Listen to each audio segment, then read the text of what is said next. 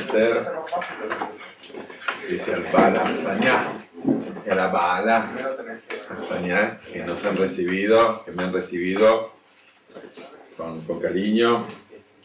Y de hecho cuando estaba llegando, me vino a buscar al aeropuerto, me dio la buena nueva.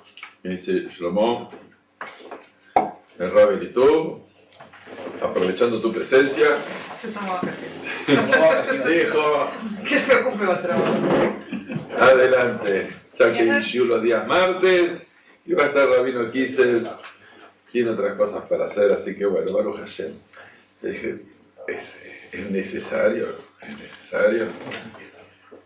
Pero parece que sí, es una buena ocasión, y como siempre hay momentos que son positivos en general, y algunos que son más positivos. Primero que en lo personal, lo que a mí me concierne, el hecho de poder estar acá con ustedes lo considero un gran zehut, un gran mérito, porque no hace tanto que estuve en Israel y volver tan rápido es un regalo de Hashem, porque siempre que uno viene acá es algo muy importante y muy fuerte, porque acá es donde está la raíz del shoresh de nuestro alma, de nuestra neshama. Ustedes que están viviendo acá, capaz que lo toman ya con naturalidad, pero de hecho es así.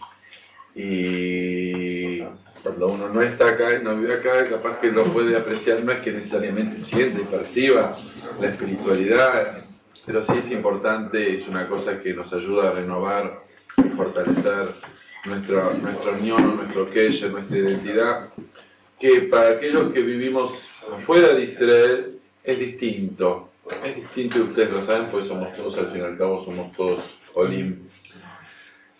Pero aquel que está viviendo allá constantemente la tiene más clara. El problema es cuando uno viene acá, y viene a vivir Israel, y entonces se empieza a confundir un poquito ciertas cosas. Porque piensa que ya estamos en Israel, y entonces la cosa cotidiana, el transcurrir ya de la vida, ya pareciera como que uno se olvida de eso.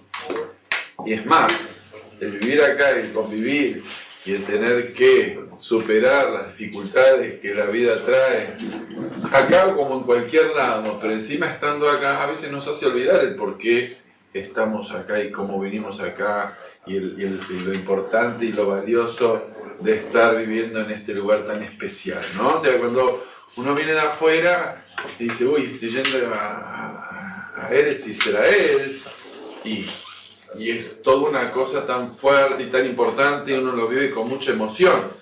Pero para cuando uno está viviendo acá en forma constante y tiene que superar lo que la vida le trae a cualquier ser humano acá y con tantas dificultades, a veces lleva a la confusión y a veces al olvido también de lo importante de lo que significa estar en este lugar. Quiero asociarlo a eso también al día de hoy. El día de hoy es el día 7 de Adar, eso hace unas horitas, y 7 de Adar 1 es la fecha del cumpleaños de Moshe Rabbeinu. Lo que no pude chequear, capaz que acá Rafi lo tiene más claro, es si es Adar 1 o Adar 2.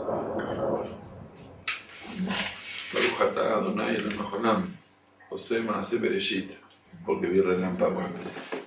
Perdón, lo que no pude comprobar si es Adar 1 o Adar 2, el tema de Moshe Rabbeinu, pero seguro que es el 7 de Adar. Adar 1, así que es hoy. Ajá, bueno, va, mejor todavía. Entonces eso significa que cuando hay dos Adar, es el primero que se celebra. Cuando hay un solo Adar, es el 7 de Adar que se celebra. Y que es hoy, entonces, es no solamente el día del nacimiento, sino el día del Yortzeit, el día del fallecimiento, porque en Moshe Rabbeinu se cumple aquello que a Kadosh Baruj Hu le da, que sus años sean plenos a las personas, es decir, sus años que sean completos. Y la vida de la persona, lo ideal, por eso siempre se dice hasta 120, es supuestamente 120 años, y Moshe Rabbeinu se cumplió el día que nació, el día que falleció. Pero además es coincidente esto con la parashá de la semana, que es Parashat Tetzaveh, en la cual notablemente no aparece para nada el nombre de Moshe Rabbeinu. De hecho, la parashá empieza con las palabras de Atá Tetzaveh, y vos vas a ordenar, pero en ningún momento dice Vayomer Hashem el Moshe. No lo vamos a ver en toda la parashá. Y eso tiene que ver con una cosa muy particular de Moshe Rabbeinu. Moshe Rabbeinu, el manhig, el líder, el pastor por excelencia de nuestro pueblo, que Dios lo eligió a él justamente porque abandonó todo el rebaño con tal de buscar una oveja perdida, y por eso supo que él era la persona adecuada para poder cumplir con la misión que él tuvo que hacer, que no fue poca cosa: sacar al pueblo de Israel de Egipto, llevarlos por el desierto y dejarlos a la puerta, a la entrada de la tierra de Israel para que todos puedan entrar. Imagínense Moshe Rabbeinu condenado, pues esa fue la palabra, condenado por Akadosh Baruj Hu a no entrar a este lugar, a esta tierra, después de todo lo que hizo para que nosotros lleguemos acá. Suplicó y rogó y pidió. Yo está la parashá Beit Hanan, y creo que la gematría de la palabra Beit Hanan, ahora le preguntamos a Rafael, que le gustan las matemáticas, ¿qué número es? 515. 515, dicen que son las veces que Moshe Rabbeinu suplicó para poder que Dios le dé la oportunidad de entrar acá. Y no. Así que imagínense ustedes, Moshe Rabbeinu, ¿quién mejor que él podía saber el valor, la importancia de lo que es estar en este lugar tan especial, tan particular, no solamente de la tierra, sino del universo? Este es el lugar más fuerte, más poderoso, donde está la santidad, donde Dios eligió, el lugar que le prometió a Abraham, a Isaac, a Jacob. Él no pudo entrar. No pudo entrar. Pero leí un midrash muy lindo que decía que Moshe Rabbeinu, cuando estaba en esa discusión y pelea con Akadosh Baruj Hu, que no fue ni la única, ni la primera, ni la última, entonces era como una cuerda. Y Dan, si nos querés acompañar, va a ser un honor. Y dice que es como una cuerda. Entonces Moshe Rabbeinu en un momento dado tuvo que pedir por el pueblo de Israel, porque Akadosh Baruj Hu quería borrarlos del mapa después del Getael, del pecado del becerro, y fue gracias a Moshe Rabbeinu que Dios los perdonó. Entonces Akadosh Baruj Hu lo puso en una situación, dice, bueno, o vos o ellos. Y entonces Moshe Rabbeinu sin duda dijo ellos. Y esa entrega, ese sacrificio, ese sentimiento de Moshe Rabbeinu, a pesar de que probablemente haya sido el ser humano, el judío que más haya deseado poder entrar a la tierra de Israel, no por una cuestión de entrar, no porque él sabía del valor y de la importancia que era estar acá en este lugar y poder cumplir las mitzvot de ayer en la tierra de Israel, que es absolutamente diferente que estando afuera. Y él no lo pudo hacer. Y en una de sus discusiones con Hashem le dijo, bueno, si vos no vas a perdonar al pueblo de Israel, en aquel momento cuando pidió por él, dice, borrame de este libro. Y Hashem lo borró en la parashá de esta semana que vamos a leer este Shabbat Atá Tetzaveh. Hashgacha Pratit, providencia divina, me tocó venir acá, tuve la suerte de venir a participar en un casamiento, una familia muy querida mía, y entonces aquí estoy, y entonces también acá por instancia de acá del amigo Benjamín y de Rabelitú, que también tiene sus dejud por eso, entonces estamos en esta reunión. Pero cuando estamos acá yo dije, bueno, pero ¿por qué no les presento a una persona muy querida mía y que realmente tiene algo interesante para contarles a ustedes?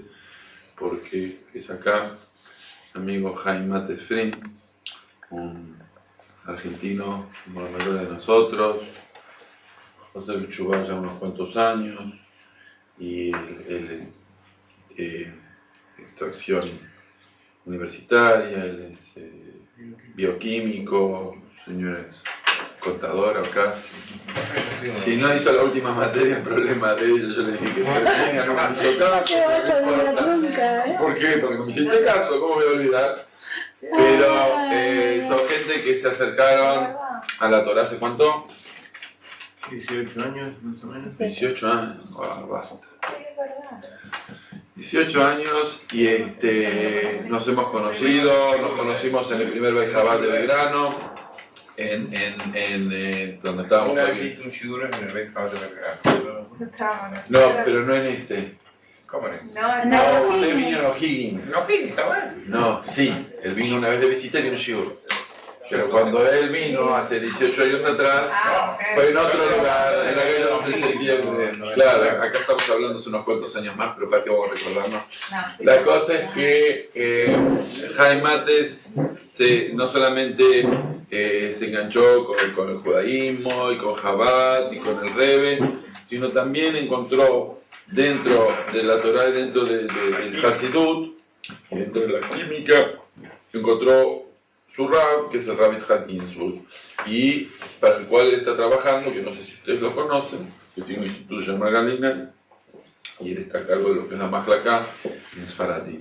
Entonces me parecería interesante que ustedes lo conozcan, porque de acuerdo yo vengo y me voy, pero él se queda y creo que puede llegar a ser muy interesante para ustedes las cosas que nos tienen para contar, porque el Rab Ginsburg, que acá tuve el gusto, el honor de conocer el año pasado en mayo en Canadá, me dio vuelta la cabeza. Tiene realmente una persona admirable, lo que sabe, lo que enseña, cómo enseña y su visión de las cosas. Y él es como su portavoz al Sfaradit. Así que bueno, presento a Jaime Matesfrin, un amigo. Lo dejo con usted. Muchas gracias. Es emocionante y es una alegría muy grande estar acá con ustedes y por un lado todos los recuerdos que uno trae de la época en que nos conectamos con la Torá y el Hasidut y con el Rebbe a través de Shlomo. Y por otro lado es una alegría poder estar acá y transmitirles lo que significa la alegría de estudiar Torá. Porque como está escrito, no hay alegría sino la Torá. La función del Yehudí es inspirar, es transmitir la divinidad que lleva adentro, la divinidad que le puso a Kadosh Baruj Hu en el Ar Sinai a cada uno del pueblo de Israel, como leímos hace 2 semanas. Y cuando uno escucha al rabino que por primera vez lo conectó con la Torá y vuelve a sentir esa inspiración que le produjo aquella vez, me acuerdo cuando fuimos la primera vez, fuimos por primera vez al Beit Chabad, que nos habían invitado a ver un shiur de Torah, no sabíamos ni siquiera lo que era Chabad Lubavitch, ni lo que era un Sheliach. Llegamos allá y Shlomo estaba enseñando un shiur de Tanya, los primeros capítulos, y a partir de ese momento, yo me acuerdo que todos se fueron, nosotros nos quedamos charlando, y esa sensación que sentí en ese momento, la transmisión, el toda una sabiduría que viene de los principios de los tiempos, a través de una persona como todos nosotros. Después con el tiempo yo me di cuenta de lo que significaba todo esto. En ese momento fue simplemente un abrir de los ojos. Y lo que me emociona es volver a sentir en este momento las palabras que dijo Shlomo ahora. Por un lado son un resumen de todas las cosas que tenía planeado decir y son una introducción muy linda, por lo cual le agradezco a Shlomo y le agradezco a todos ustedes por haberme recibido.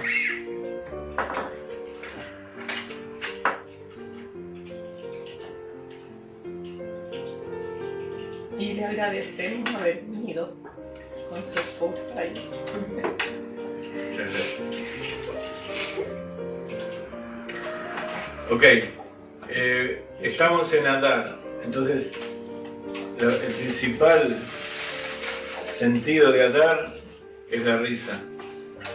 Que Shenifmas Adar Marlim Simcha. Entonces tenemos que, por el solo hecho de estar en Adar, tenemos que estar alegres. ¿Y cómo uno empieza a estar alegres? Sabiendo, como dijimos hasta ahora, que vamos a estudiar Torah, que la Torah es el nivel más elevado del Keter, de la corona de Hashem, como enseña la Kabbalah, que es el Keter que está por encima del cerebro. El pensamiento está en el pensamiento, que es compuesto de Chokhmah, Binah y Da'at, que es Chabad. Están los sentimientos con los cuales uno interactúa consigo mismo, interactúa con el ambiente que lo rodea, y por otro lado está Malhut, que es el que determina cómo van a salir las cosas. En Keter, dice la Kabbalah, hay 3 Rashim. El primer Rosh, cabeza, es la Emuná, la fe. Esa fe es lo que nos transmite Moshe. Y Moshe puso esa Emuná adentro de cada uno de los judíos que estuvieron en Har Sinai, y como estuvimos todos allí, yo sentí en ese momento esa emuná que venía de parte de un Sheliach de Moshe Rabbeinu, aquel que estuvo en Har Sinai, y Pashtuta de Moshe Betara, la continuación, la propagación de Moshe en cada una de las generaciones, que es el Rebbe nuestro. Entonces, el primer nivel más elevado es la Emuná, que es completamente fuera del conocimiento y completamente oculto en el subconsciente nuestro. El segundo nivel, que nos ayuda a bajar todo eso a la conciencia, es el Tanu, el placer. Y el placer es el arte. Y para nosotros los Hasidim, el arte significa la música. Entonces vamos a empezar con un nigún de Simcha para empezar a traer la virá, el aire de Adar acá. Antes escuchamos un nigún del Baal Shem Tov, cantado por el Rav Ginsburg, y que dice así, que voy a cantar un poquito, ustedes traten de engancharse. Ay ay ay ay ay ay ay ay ay ay ay ay ay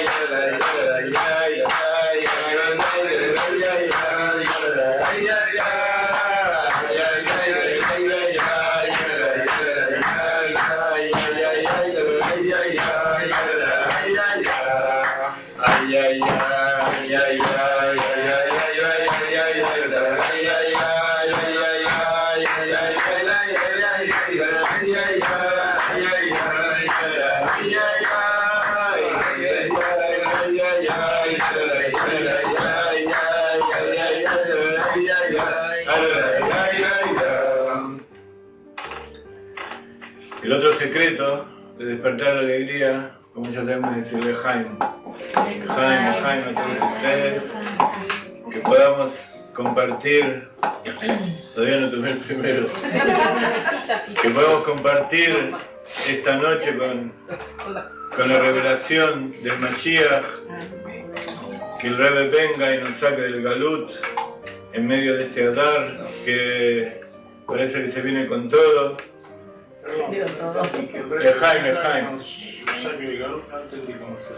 Bueno, ahora vamos a explicar. Lejaim. Que venga, como decir, que venga Moshe Rabbeinu, no sé qué. Que venga el Mashiach entendí, yo hasta ahí entiendo, venga el Mashiach, el Rebbe, Abraham Avinu, que vengan todos los tzadikim y nos saquen del Galut. Lejaim. Cuando Shlomo hablaba hoy, hace unos minutos, de lo que es sentir la Shujá Pratit, lo que es sentir la providencia divina en Eretz Israel, me acordé hoy a la mañana cuando él me llamó y me dijo, me están invitando a que venga a hablar delante de todos ustedes. Sentí más eso, porque todos estos días le estuve pidiendo a Kadosh Baruj Hu algo especial. Resulta que la semana anterior leímos la Perashat Truma. Y Adar siempre comienza en la Perashat Truma. Truma tiene una cosa muy especial, porque está escrito en ella Be'ashuli Mikdash Be'shahanti Betoham. Y van a hacer un santuario, un tabernáculo, y yo voy a morar dentro de ellos. En este pasuk está encerrado todo el secreto de la creación del mundo, todo el objetivo de la creación del mundo. Está encerrado todo el tikkun del Het de Adam Rishon, que ahora vamos a explicar. Y por otro lado, en esta perashá figura el shores de la palabra, la raíz de la palabra Kabbalah. A nosotros nos Perashat Truma. Perashat Truma. En la Perashat Truma dice que cuando da las instrucciones, como vamos a estudiar un poquito más adelante, si ustedes me dan tiempo, que tienen que construir mikvalot alulaot,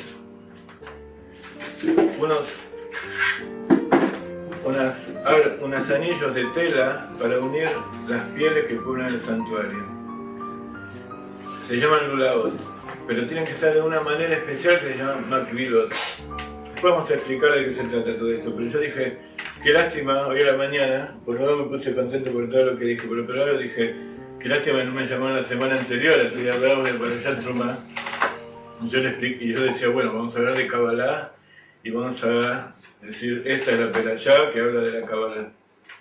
Pero todo el Baruj Hu quiere otras cosas, y estuve tratando varios días de ponerme frente a una cámara y decir un shiur para poner en el web, en dimensiones.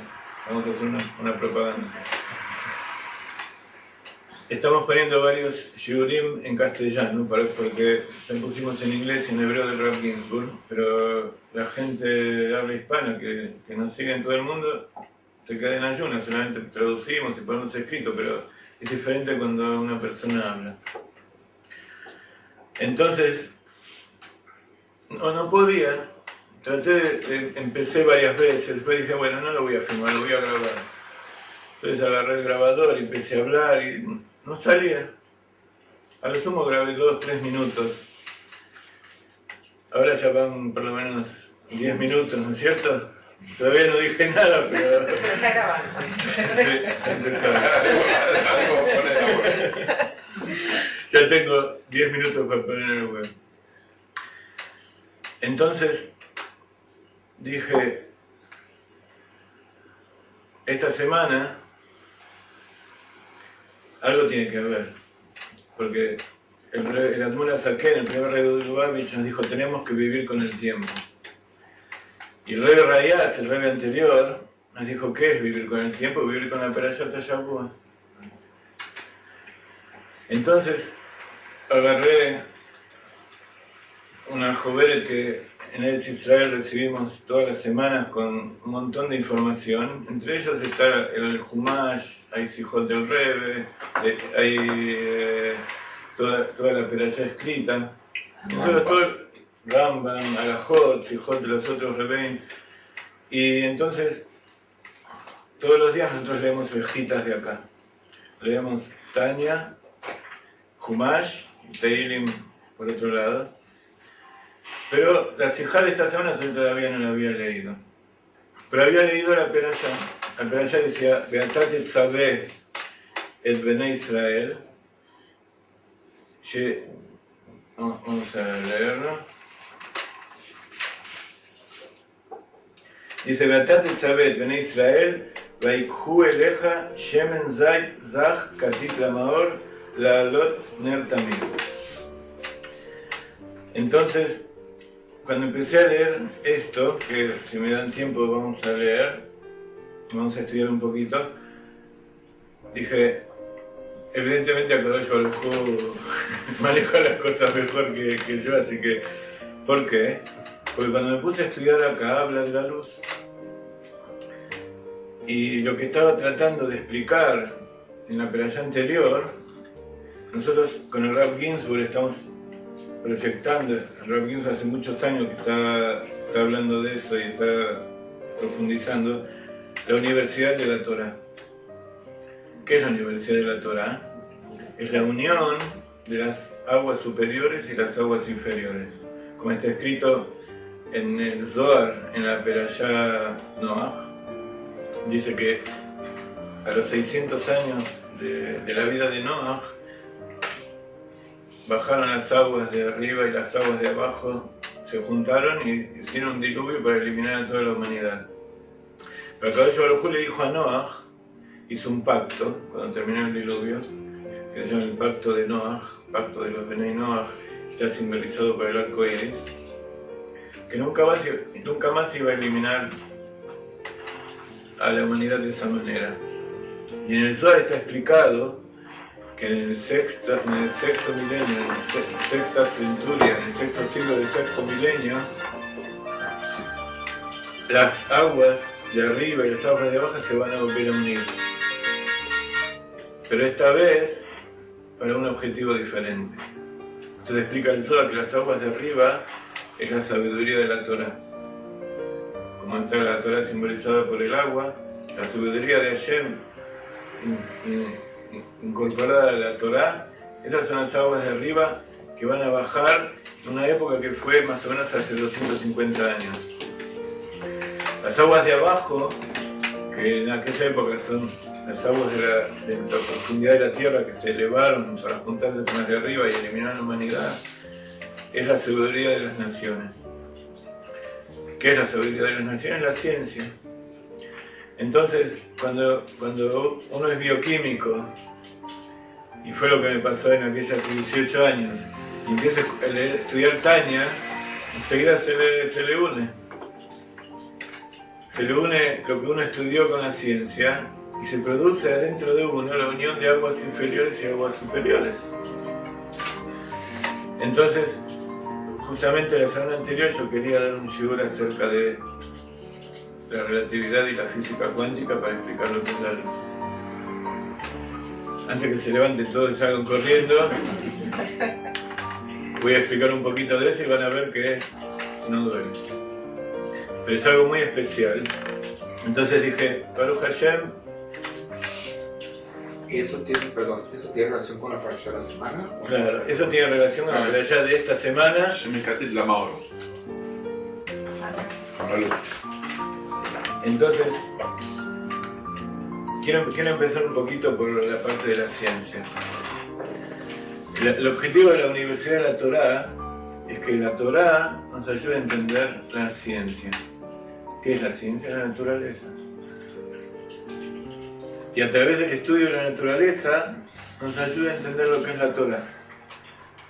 Porque la Torá, escrita, son una serie de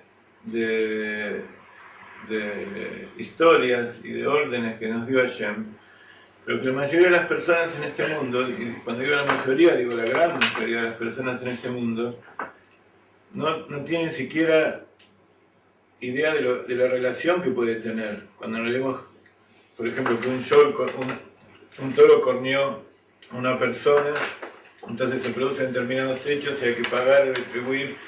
¿Qué relación tiene conmigo? Yo no tengo nada que ver ni nunca me pasó. O por ejemplo cuando habla del Mishkan, cuando habla del santuario de la semana anterior. Eso pasó en el año 2448, pasó hace miles de años en un desierto donde estaba un pueblo. Y yo la verdad que me encanta, leo, me gusta saber que pertenezco a ese pueblo, pero ¿qué relación tiene conmigo hoy en día? ¿Para qué me sirve? ¿Para qué le sirve a una persona en general que no tiene conexión con la Torah? ¿Y para qué le sirve a una persona que sí tiene conexión con la Torah, pero quiere traer Mashiach ahora? Entonces, el asunto es unir las aguas superiores y las aguas inferiores. En Kabbalah las aguas superiores son aguas masculinas, las aguas inferiores son aguas femeninas. Entonces, la ciencia en los últimos 250 años avanzó en forma exponencial, completamente incomparable con lo que fue toda la historia de la humanidad anterior. Y justo coincidió con la época en que nació el Baal Shem Tov, o sea, cuando empezó a generarse lo que es la Torah Hasidut. Kabbalah ya existía de antes, y había muchos Rabbanim y Tzadikim, podemos decir desde Adam Rishon, toda la Kabbalah, Adam Rishon la sabía y la fue transmitiendo. Pero el Baal Shem Tov trajo la revelación de la Kabbalah, a través del Hasidut, a todo el mundo, y no solamente para que las personas sean mejores y sepan quién es Hashem, sino para una matará, para un objetivo completamente determinado: traer al Mashiach. Ahora, ¿por qué es tan importante traer al Mashiach? Porque nosotros estamos en el Galut, porque los judíos sufrimos, porque el mundo está mal, hay guerras, muerte, no solamente los judíos, los pueblos del mundo, todos. Pero ¿quién es Hasid? Mishemit Hasid Inkono. ¿Qué es un Hasid? El que tiene benevolencia para su creador. Así como nosotros sufrimos, pero nosotros somos seres limitados. En cambio, Akadosh Baruj Hu es infinito. Entonces, el sufrimiento que le produce esta separación con su creación es infinita.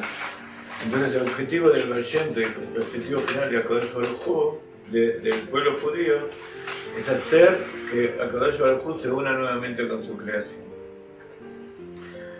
Entonces, Perdón, Roger, ¿puedo hacer una...? ¿cómo no? Porque yo soy muy lego en la materia de Hasidut y Kabbalah, estudié un poco de Tanya y Jaime. creo que, Jaime, si llegamos a ser Benoní, vamos a ser Tzadikim Gemurim, tío. El Benoní del Tanya es demasiado. Pero a lo que yo me refiero es una cosa: yo creo, honestamente, desde mi punto de vista bastante de no saber nada, que la base de la emuná está en creer que Akadosh Baruj Hu creó el mundo. Sí.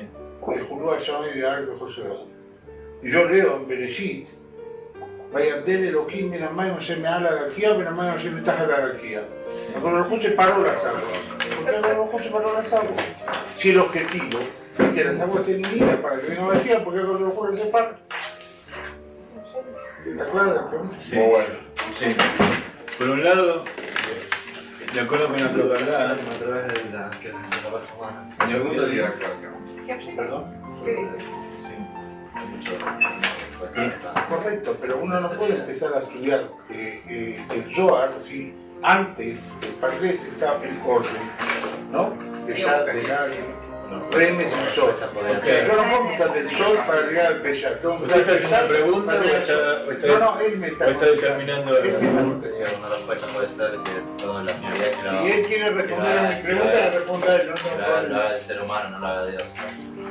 Escuchemos. Por un lado, tenemos que saber que cuando Dios separó las aguas, esas dos aguas que separó no son las aguas que yo estoy hablando.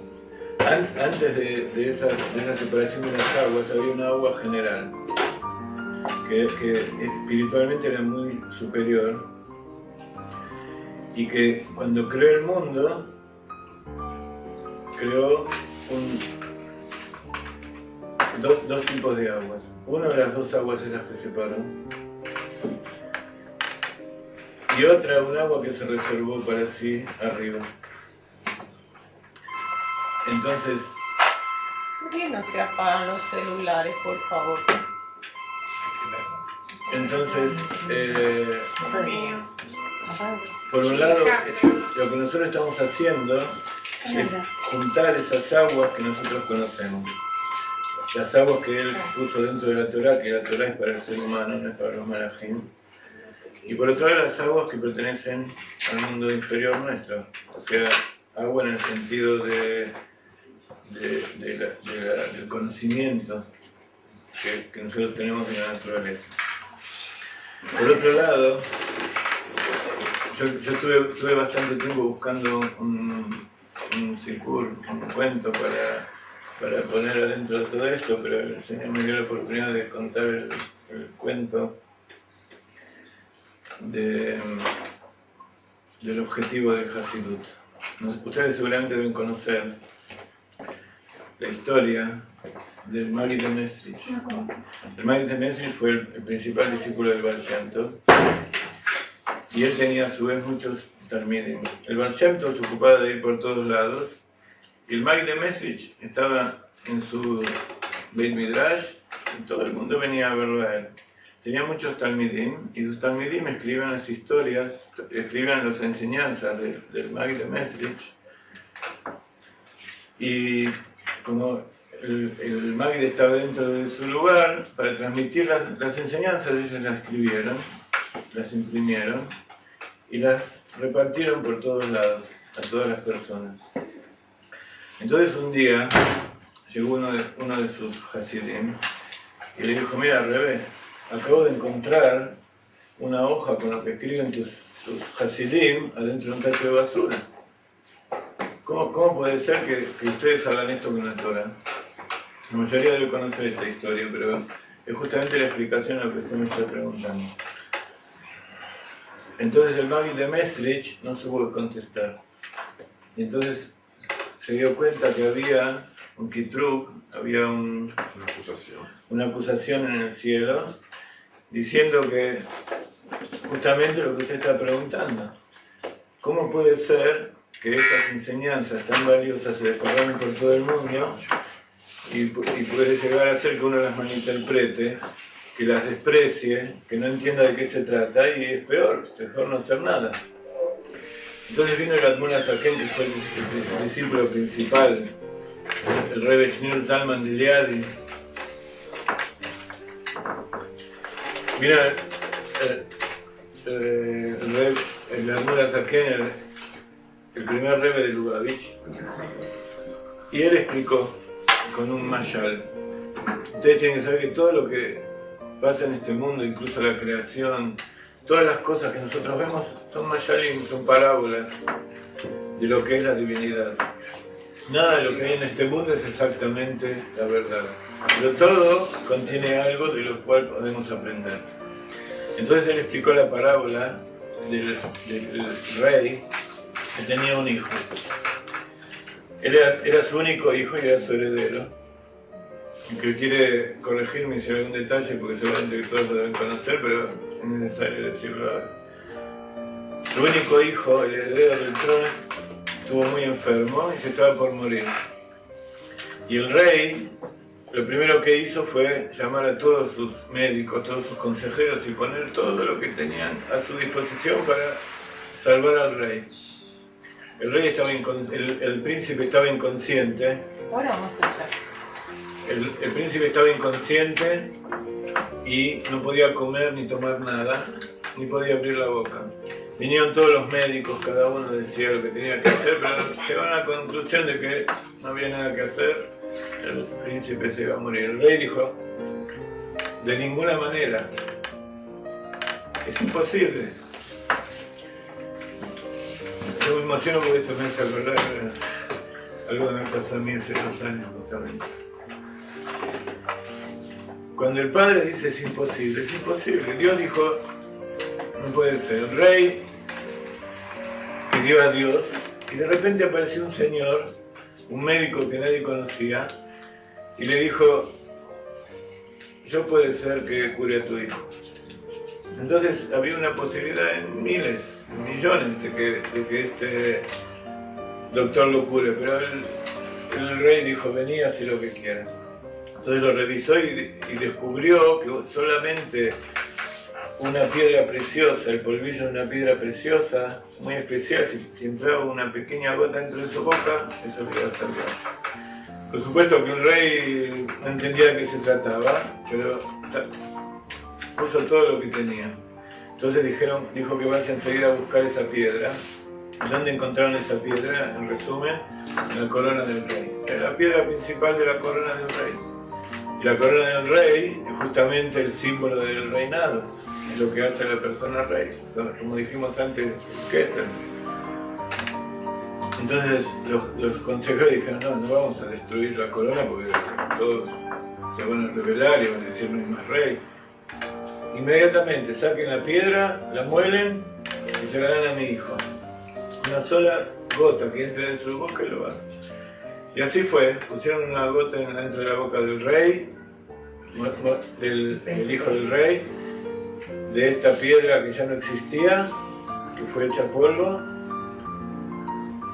y el hijo se curó. Entonces el Mura Zaken nos dice, el pueblo de Israel está en peligro de desaparición. Todos los médicos, todos los sabios que hubo hasta ahora, no lo pudieron salvar. Entonces tenemos que darle la piedra de la corona. ¿Qué es la piedra de la corona? La parte más preciada, la parte más íntima, la parte más oculta, por eso es tan preciada, por eso es tan oculta, porque es la más preciada, que son los secretos más profundos de la Torah.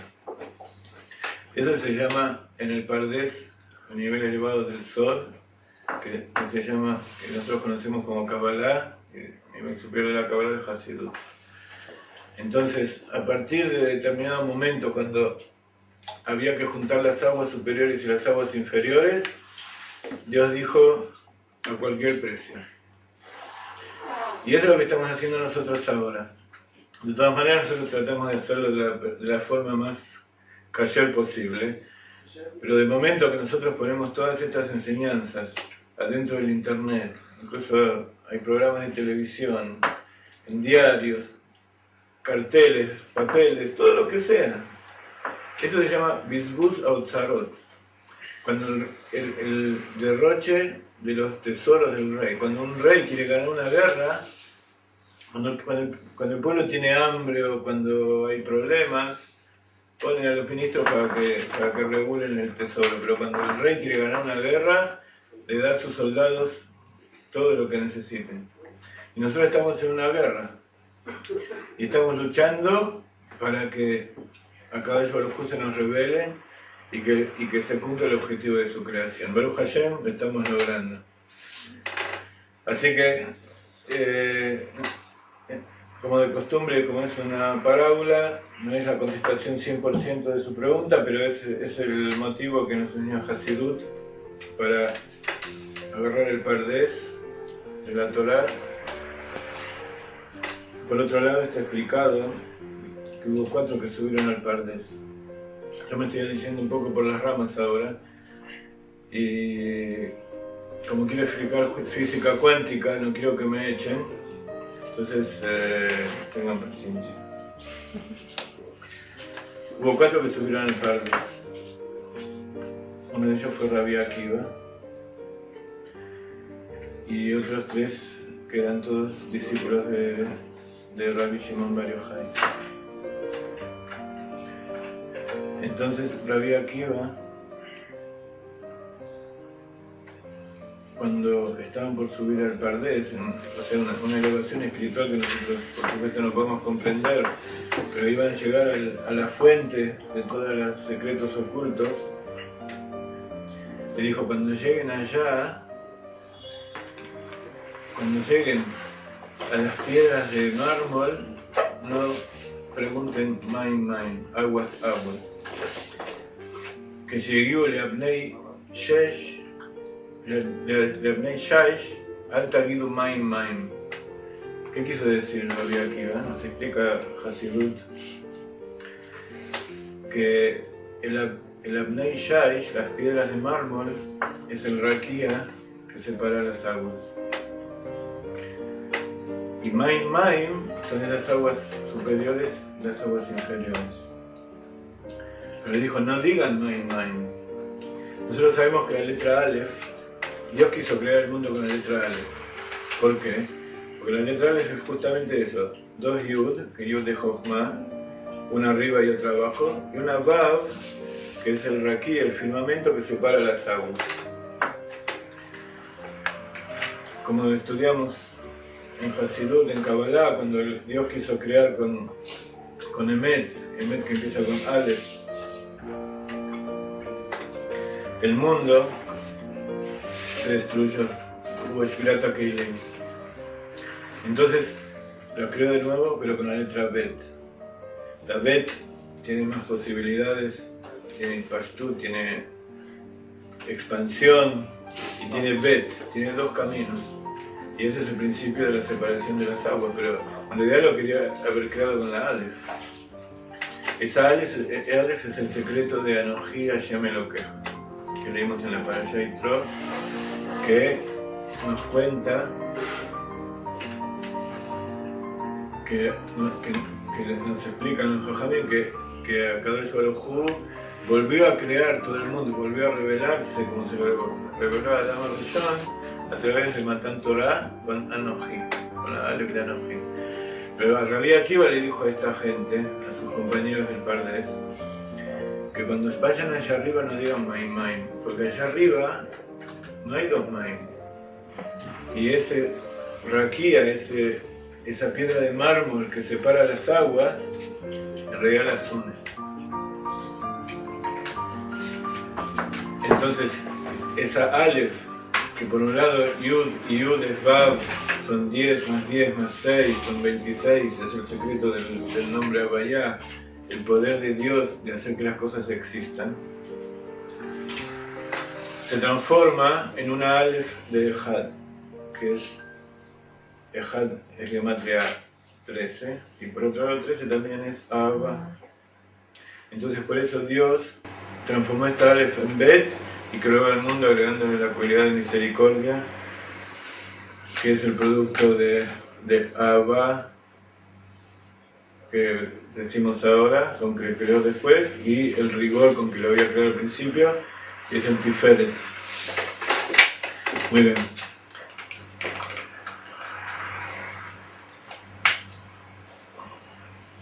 Este es en esencia un poco lo que queremos hacer con la Torah y la ciencia. No unirlas en realidad. Acá le voy a contestar al final con el último pedacito. En realidad no las queremos unir, sino queremos revelar al mundo que están unidas, que no hay separación. Como nosotros decimos siempre, Shema Israel, Hashem Elokeinu, Hashem Echad, que Dios y Elohim es Abaye, y Elohim es Abaye, es Echad. Abaye es esto que estamos diciendo ahora, que es el poder de hacer que las cosas existan, Yud Ke Vav Ke, Gematria 26, que dijimos antes, y Elohim, Gematria Ateva, la naturaleza. El poder de Dios que rodea a todos los mundos, que nos llama Vaya, que no figura en los 6 días de la creación, sino que en los 6 días de la creación figura el nombre de Elohim, y a través de este nombre creó la naturaleza. En realidad es uno. La naturaleza y Dios es uno. Antes de empezar a hablar de cosas concretas, quiero aclarar de este punto, ¿qué quiere decir que es uno? Cuando decimos que Dios o Hashem y la naturaleza es uno, pueden llegar a pasar dos cosas. Uno, como dijeron los racionalistas, los filósofos del Renacimiento, dijeron Dios es la naturaleza. Y eran judíos, así que yo quiero pensar que lo sacaron de esto, que lo sacaron de la declaración de Shema Israel, pero ellos quisieron decir que en realidad no existe Dios. Lo que existe es la naturaleza, que es todo mikri, es todo casual, y que las cosas suceden porque suceden. ¿Quién dijo eso? Eso lo dijo Descartes. Por un lado podemos llegar a eso, un judío que dejó la creencia en Dios simplemente porque no interpretó correctamente, porque llegó al Pardés posiblemente y dijo Maim. Y hay que aclarar que de los 4 que llegó al Pardés, el único que volvió y siguió fue Rabbi Akiva. Uno murió, uno se volvió loco y otro fue Kofer, otro fue renegó de la Torah. Porque Rabbi Akiva evidentemente sabía lo que estaba pasando en la mente de Internet. Y por eso Rabbi Akiva fue el Moshe Rabbeinu de la generación. ¿Dónde estaba? En Descartes. Entonces por un lado tenemos que uno cuando dice Hashem Elokeinu Hashem Echad puede pensar que en realidad Dios es la naturaleza, así mamash. Pero por otro lado uno puede pensar que como Dios es todo, entonces cada una de las cosas que componen la naturaleza es Dios. Que eso nos lleva al otro lado del panteísmo y a la boda zará de los católicos, de los cristianos. Entonces es importante aclarar ese tema, que el asunto de unir las aguas, de unir lo espiritual con lo material, es simplemente revelar que eso es así. Y que Dios es todo. Dios es todo.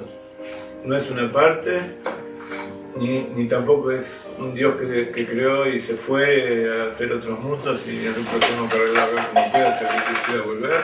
Él está acá con nosotros. Y todo esto empezó cuando dije que esta mañana sentí la Shahá Pratit. Hoy a la mañana yo sentí que Dios estaba respondiendo a lo que yo pedí.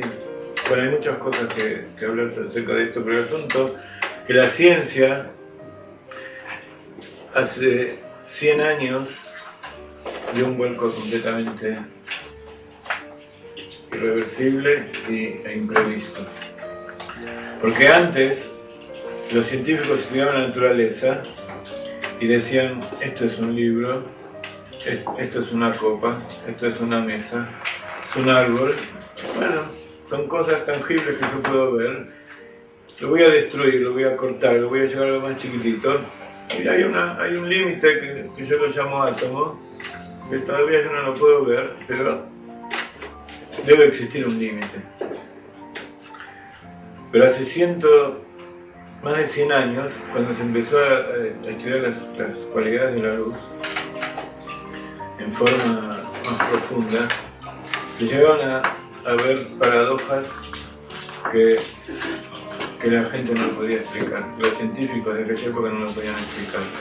Por un lado, la luz tenía cualidades de onda. Nosotros cuando vemos una luz, vemos que es algo continuo, sin interrupción. Y cuando lo estudiaron, vieron que también había, como está representado en un gráfico, una onda de luz cuya frecuencia es determinada y cuya amplitud, su fuerza, depende de la intensidad de un montón de factores, pero es continua. De repente, y con estos conocimientos y con la medición de la velocidad de la luz, que se midió que era 300.000 km por segundo, Einstein construyó una teoría que se llama la teoría de la relatividad. El único factor que estaba fijo era la velocidad de la luz. Por supuesto es una teoría, y hasta hoy sigue siendo una teoría. Lo que pasa es que por la abrumadora mayoría de las pruebas se va confirmando. Pero es una teoría.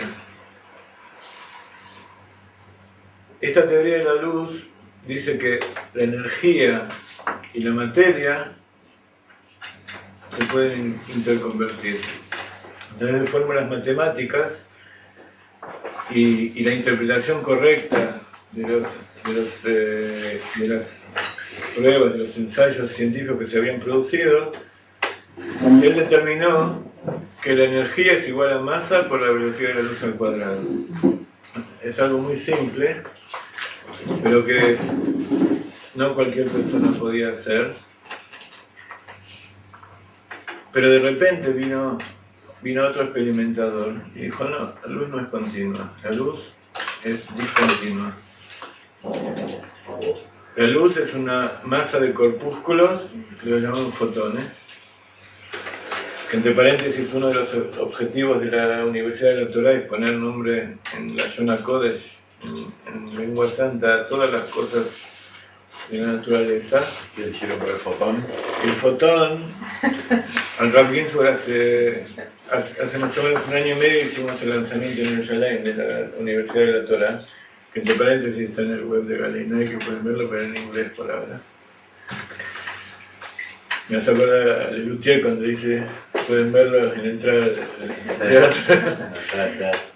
Nosotros también vendemos, como dice Lelutier, nosotros también vendemos Samim, pero Sam Haim. Nosotros, como ven, nos excitamos y nuestra sangre empieza a bullir, empezamos a ver cosas espirituales, pero a los Hashem no necesitamos.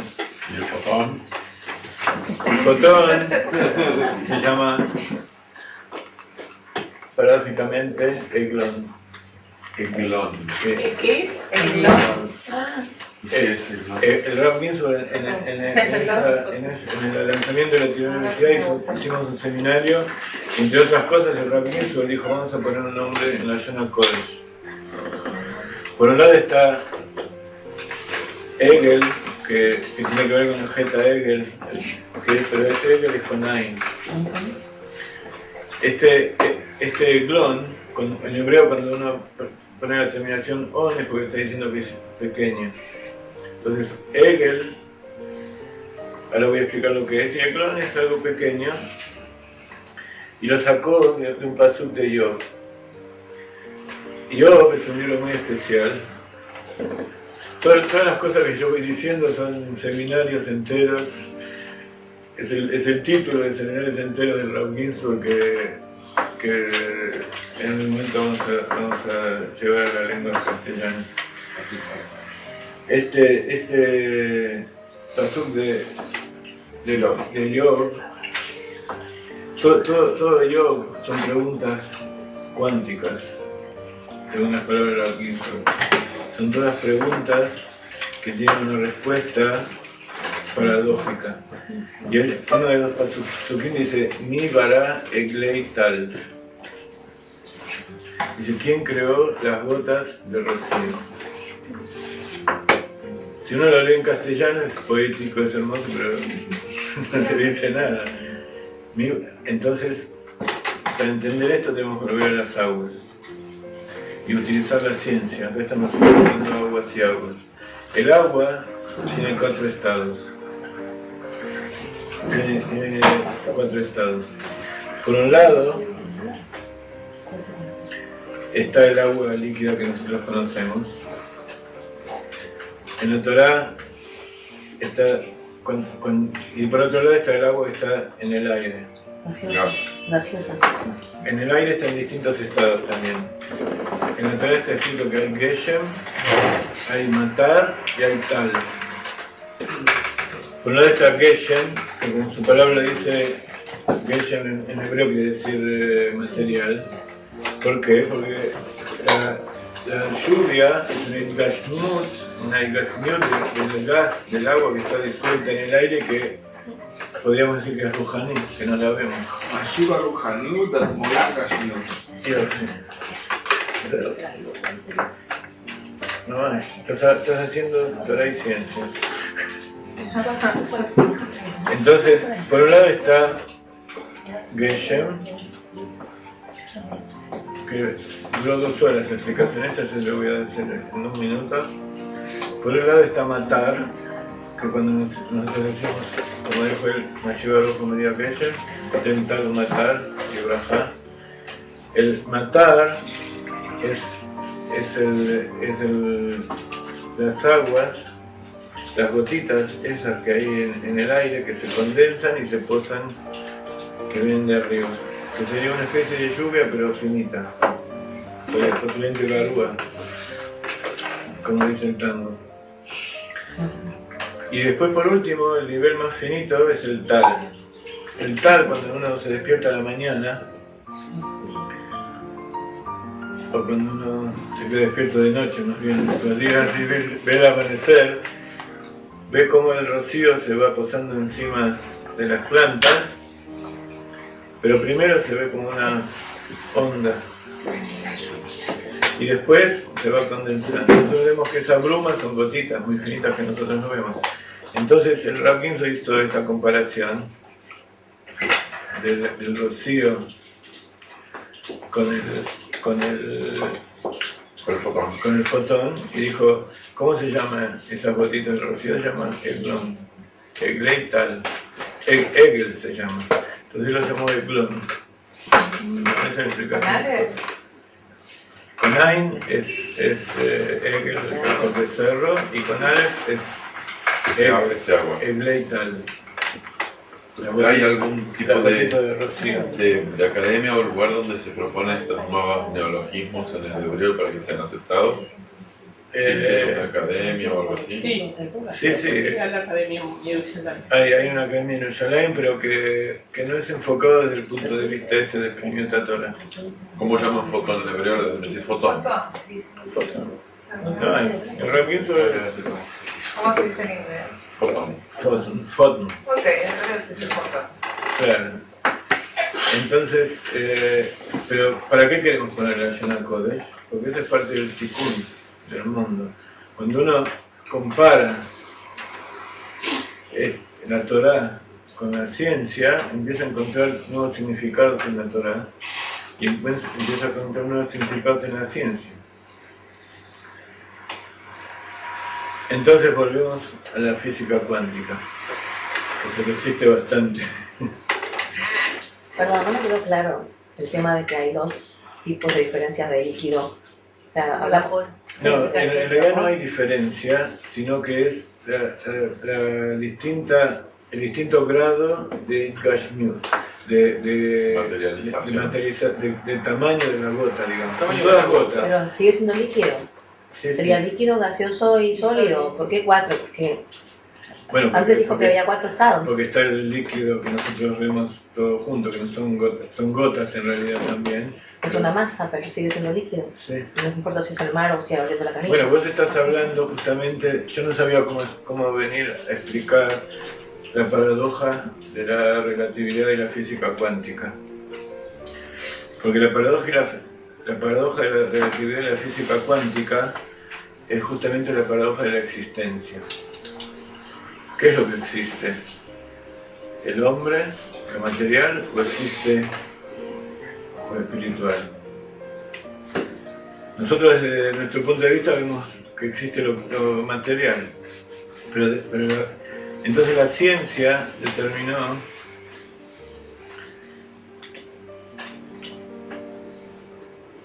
que en realidad existen los dos estados. Existe la onda y existe el fotón. Pero solamente en ese estado del agua que nosotros llamamos rocío. En otro lado, si nosotros aumentamos el tamaño de la gota ya la vemos. Entonces ya nos cuesta verla como una onda. Y si nosotros lo transformamos en agua, nos cuesta más verlas como una gota. Pero en realidad son todas gotas unas unidas con la otra. Son todas moléculas de agua. Entonces, eso que vos estás diciendo, de determinar el grado de materialización, o de determinar cuál es, en qué estado se encuentra, es una pregunta básica justamente de la física, que es la única ciencia que se ocupa de esto, mamash, haciendo experimentos para determinar, porque la filosofía hace enunciados y y pensamientos y lógica, pero no toma nada concreto en qué basarlo. El resto de la ciencia se basa en cosas que ya son más grandes, entonces nunca puede llegar a la esencia de lo que es la materia, o sea, la transformación, digamos, de ese fotón en una gota de agua. Entonces, por un lado tenemos la teoría de la relatividad, donde la constante es la luz, la velocidad de la luz. Y por otro lado, la física cuántica determinó dos cosas, dos constantes nuevas. Por un lado, determinó que había un fotón. Entonces a ese fotón había que darle una energía mínima. Hay distintas clases de fotón, distintas clases de energía dentro del fotón, pero ellos determinaron que incluso ese fotón, los cambios de energía de ese fotón son cuánticos, o sea, no son continuos como una onda de luz, sino que da saltitos. Como dice el Mamar Bati Legani, explica Kadosh Baruj Hu, Adam, Kadosh Baruj Hu, Mitalech Bagan, que Kadosh Baruj Hu va caminando y ¿cómo explica Rashi? Dice Kofetz, Kofetz, o sea, va saltando. O sea, Kadosh Baruj Hu en ese momento, este es también toda una clase, un seminario del Rav Ginsburg que vamos a transmitirlo. Kadosh Baruj Hu va saltando cuánticamente para crear las cosas en el jardín del Edén donde fue toda la creación. Entonces, como la mayoría de estos científicos que se ocuparon de esto eran judíos, dentro de ellos tienen la intención de la unificación. Ellos no tratan de unir a Dios con la materia, pero saben que todo tiende a la unidad. Entonces ellos dijeron, bueno, si es lo mismo, es una luz, y tiene por un lado características de fotón, que nosotros vemos en el efecto fotoeléctrico, por ejemplo en el ascensor, que va subiendo de estado por saltos, y por otro lado tenemos la característica de Gall, entre paréntesis, bueno, eso lo voy a decir en un minuto. Entonces nosotros tenemos que hallar una nueva fórmula para unir estas dos cosas. Einstein unió la masa con la energía, y la física cuántica unió por un lado el fotón y por otro lado lo que se llama la constante de Planck, que es justamente el salto más mínimo de energía, de estado energético del fotón. Entonces unieron esos tres y obtuvieron un número muy extraño. Como estas tres constantes tienen unidades, kilómetro por segundo, joules, medidas de energía, tiempo, espacio, pero cuando juntaron estas tres constantes, obtuvieron un número sin unidades, porque matemáticamente se anularon. ¿Cuál es este número? 137. Ellos lo llamaron la constante de la estructura fina del universo. ¿Quiénes son ellos? Fue en la época posterior a los que hicieron la física cuántica y Einstein. Estamos hablando de científicos. Sí. Científicos que hicieron una unión entre estas tres Claro. conceptos y llegaron a este número. Ellos trataron de unir la teoría de la relatividad con la física cuántica. O sea, las características de onda de la luz, y que la luz tiene una velocidad determinada, y por otro lado que es una partícula. El fotón todavía no es masa, es una partícula de luz. ¿Cuál es la diferencia entre onda y fotón? ¿Entre? Onda y fotón. No hay diferencia, son dos características de la misma cosa. Pero el fotón sería la partícula para los que dicen que la luz es partícula. En este momento no hay quien dice que es esto y quien dice que es otro. Se sabe que es una paradoja, que Abaye es Elohim, que lo espiritual es lo material, que la luz tiene características, en algunos experimentos tiene características de onda continua, y en otros experimentos tiene características de partícula. Partículas que no van unidas, no las van totalmente. Sí.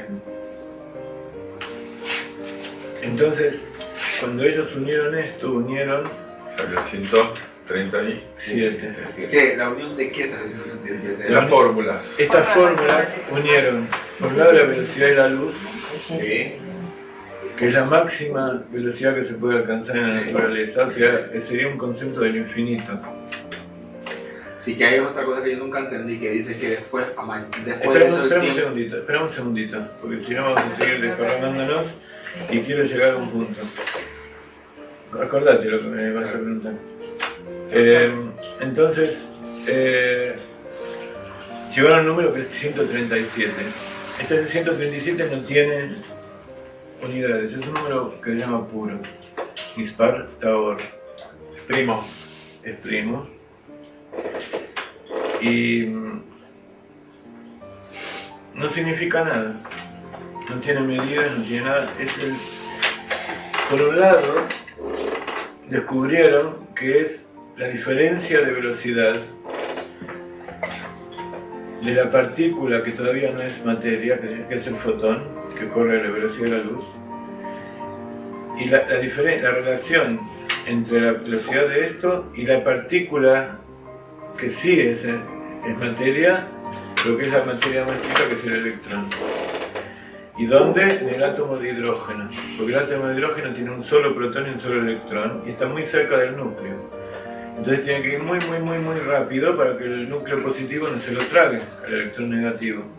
Entonces es la máxima velocidad que puede alcanzar una cosa material en relación con la máxima velocidad que puede alcanzar una cosa que nosotros llamaríamos espiritual, pero que en la ciencia se llama energía. Esa relación es 137. O sea, este 137 tiene una ciencia que tiene mucho, es un número mágico y que tiene muchas explicaciones. ¿Qué significa? Y en la Torá, si alguien sabe gematria, quiero que me digan cuál es la palabra, la gematria de la palabra Kabbalah. 136. Entonces nosotros, toda esta explicación de la física cuántica, lo utilizamos para entender lo que es la Kabbalah un poco. A mí no me da. Ah, con Kuf. Ay, qué susto. Tenía que borrar todo el video. Perdón. Me llevé matemática a diciembre. Ya me estuve preparando y dije, está estudiando con error de tanto tiempo. En 2 minutos, no, enseguida, Rabe está en amigo, lo llamo enseguida a Rabe. Ramo inferior. A ver, otra vez. El femenino y el masculino. Ramo superior, veo. No, pero vamos bien, ¿eh? Llegamos al 137, que es la unión, y de repente aparece con el Kabbalah. Magic Word. Bueno, entonces un detalle más. La Kabbalah tiene, este número 137 tiene muchas historias. Entonces yo dije que lástima que no tuvimos que escribir para hacer Trumá, donde está el Yoes Kabbalah. Pero el Rebe recién con nosotros. Ahí viene para atrás. A vos. Entonces, vamos a hacer una pequeña introducción y vamos a decirle hi.